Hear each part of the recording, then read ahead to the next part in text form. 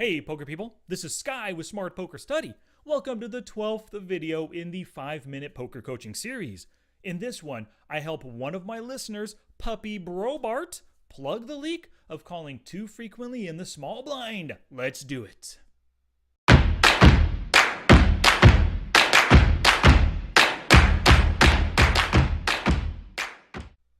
Alrighty, so here's Puppy Brobart's database of 32,000 hands, negative 108 in losses, negative 4 big blinds per 100 hands. Now here's the leak I found for Puppy Brobart.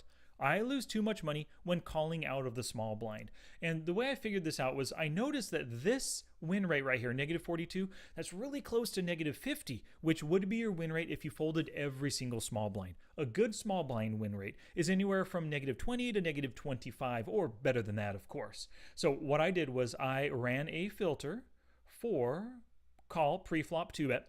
Now, when it comes to calling 2-bets out of the small blind, he's at negative 317. If your average call is 3 big blinds and you lost every single one of those calls, you'd be at negative 300. He's doing worse than if he had lost every single one of those average small blind calls right there. So you run that filter, see that things are really ugly. Next, I went through the Hold'em hand range visualizer.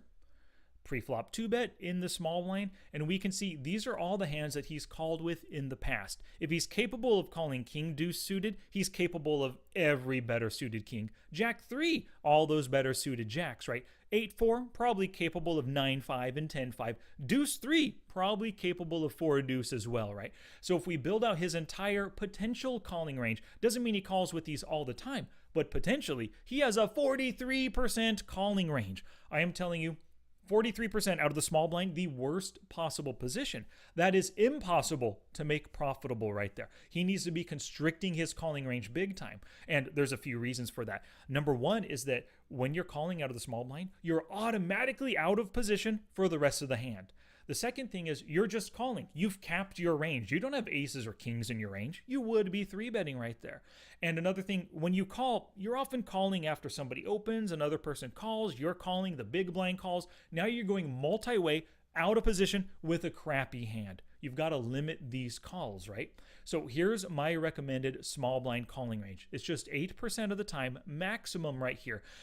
You can choose to call wider, all these pocket pairs to set mine. You can also choose, of course, to not call 6s, 7s, or 8s because the situation isn't right. You can also choose instead to 3-bet ace queens right there, maybe even 3-bet ace jack, or just fold them, don't call at all, depending on who the opener is. 3-bet the queens and jacks. But overall, this is the kind of range that I recommend to call with out of the small blind when the situation is right to do so. Now let's take a look at a couple of his prior calling hands here.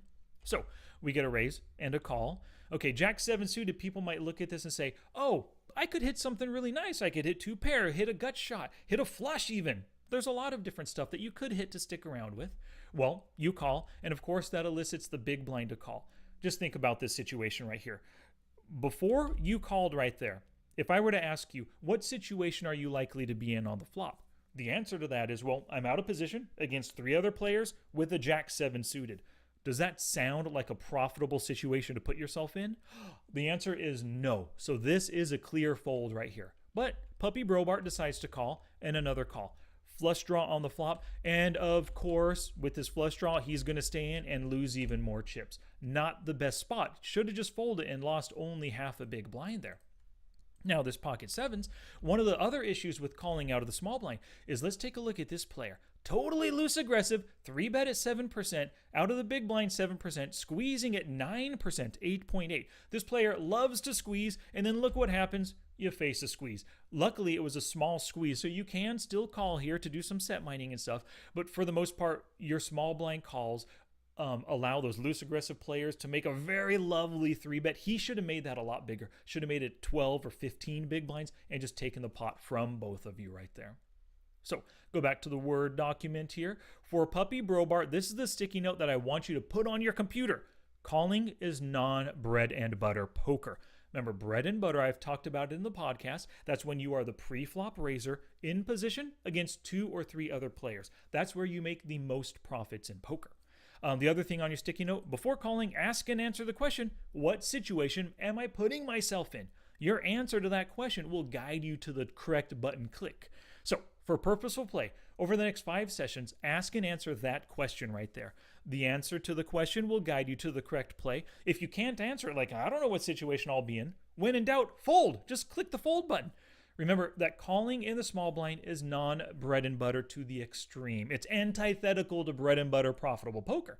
Of course, tag each confusing, difficult, or interesting hand with a call tag for post-session reviews. And speaking about purposeful study, post-session reviews, use the Hold'em hand range visualizer like we just saw and choose some of these bad hands. Take a look at these hands down here, review the hands and see, was that a profitable call? Was it not a profitable call?